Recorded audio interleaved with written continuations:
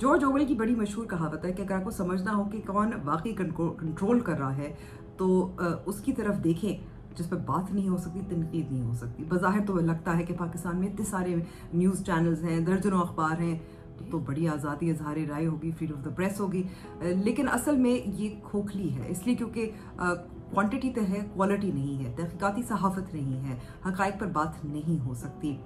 अब वजह क्या है? इसकी वजह यह है कि मीडिया और मीडिया इदारों को कंट्रोल में रखा हुआ है। और किस तरह से रखा हुआ है? फाइनेंशियल कंट्रोल्स हैं, एक्सेस के ज़रिए उनको कंट्रोल किया जाता है। और ये भी देखते हैं कि जो मीडिया इदारे ज़रा से या सहाफ़ी ज़रा से लाइन के ऊपर अपनी उंगली भी रखें तो उन पर उनको या तो कानूनी कार्रवाई उनके खिलाफ होती है, या उनको गिरफ्तार किया जाता है, उनको उठा लिया जाता है, या उन पर हमला होता है। तो बाकी भी मीडिया इदारे और सहाफ़ी सोचते हैं, जो शायद इतने नज़रियाती नहीं है, इनको अपना कारोबार चलाना है, अपना घर चलाना है, कि हम फिर क्यों खतरे से मोल लें। देखिए, हिंदुस्तान में जो मीडिया फ्रीडम के हालात हैं वो बद से बदतरीन होते जा रहे हैं। 2021 की जो रिपोर्ट है वो ये कहती है कि वेरी डेंजरस फॉर जर्नलिस्ट, यानी कि जो काम करने वाले सहाफ़ी हैं उनके लिए बहुत खतरनाक जगह है हिंदुस्तान। इसके अलावा अभी कुछ ही दिन पहले अभी यूएस से एक रिपोर्ट आई है, स्टेट डिपार्टमेंट की रिपोर्ट है, जो ये कह रही है कि जो जर्नलिस्ट और जो मीडिया हाउसेज हैं, जो क्रिटिकल हैं, जो तनकीद करते हैं सरकार की, उनके ऊपर दबाव बनाया जा रहा है और सोशल मीडिया की ट्रोलिंग के जरिए खासकर उनको प्रेशराइज करने की कोशिश की जा रही है और उनको सताने परेशान करने की भी कोशिशें की जा रही हैं। इससे पहले भी हम देख चुके हैं कई मीडिया हाउसेस इस तरह के हैं, जो वॉच डॉग्स हैं, इंटरनेशनल वॉच डॉग्स जो मीडिया पे नजर रखते हैं, उन्होंने जो लगातार जो स्लाइडिंग हो रही है डेमोक्रेसी में हिंदुस्तान में, उस पर अपनी फिक्र जाहिर की। और अभी अभी रिपोर्ट ये आई है कि पूरी दुनिया में हिंदुस्तान सबसे ज्यादा इंटरनेट शटडाउन करने वाला मुल्क बन गया है। 100 से ज्यादा 2021 में 100 से ज्यादा बार इंटरनेट शटडाउन हुआ और इस तरह से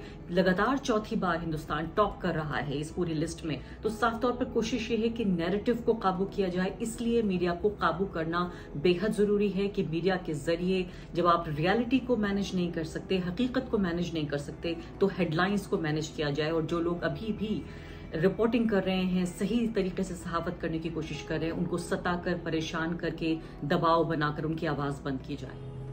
The repression and the Digital Security Act and the new media laws being put in place are scary.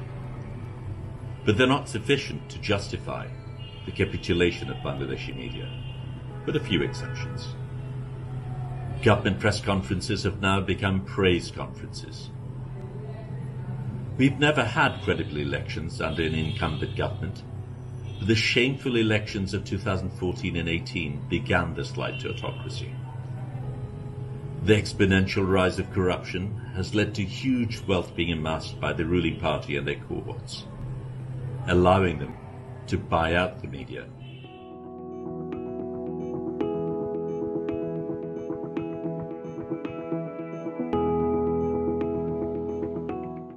जमहूरियत के लिए बहुत नुकसानदेह है, क्योंकि लोग इन्फॉर्म चॉइस नहीं कर सकते। इसकी एक ताज़ा मिसाल आपके सामने ये है कि 9 अप्रैल की रात को पीएम हाउस में क्या हुआ था। ये मेन स्ट्रीम मीडिया ने आमतौर पर रिपोर्ट नहीं किया, ना उनकी हिम्मत थी कि खुलकर इस पर बात की जाती या तहकीकात की जाती। तो इससे ही आपको नज़र आता है कि अवाम को कितनी मालूमात फराहम की जा रही है, क्यों नहीं की जा रही और किसके कहने पर नहीं की जा रही। The inability of the press to report on the explosive Al Jazeera expose, All the Prime Minister's Men, was an indicator of what was to come. But the kowtowing on the Prime Minister's 75th birthday made it obvious to all how supine the media had become. The protests against DSA had been quickly snuffed out by a donation to the Journalist Welfare Front. That pretty much says it all.